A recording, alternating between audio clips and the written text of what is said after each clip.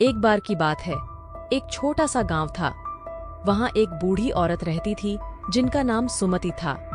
उनके पास एक प्यारा सा बिल्ला था जिसका नाम बिलू था। बिलू और सुमति की दोस्ती बहुत गहरी थी। एक दिन बिलू गांव के बाहर खेलते खेलते खो गया। सुमति बहुत चिंतित हो गई। वह गांव के हर कोने में ढूंढती रही, पर बिलू नहीं मिला।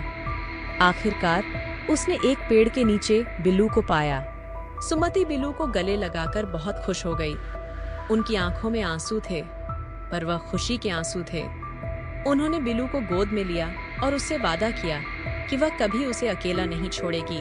इस कहानी से हमें यह सीखने को मिलता है कि अच्छे दोस्त हमारे लिए कितने महत्वपूर्ण होते हैं। हमें हमेशा अपने दोस्तों का साथ देना चाहिए और उनकी मदद करनी चाहिए, चाहे हमें उसके लिए कितना भी संघर्ष करना पड़े।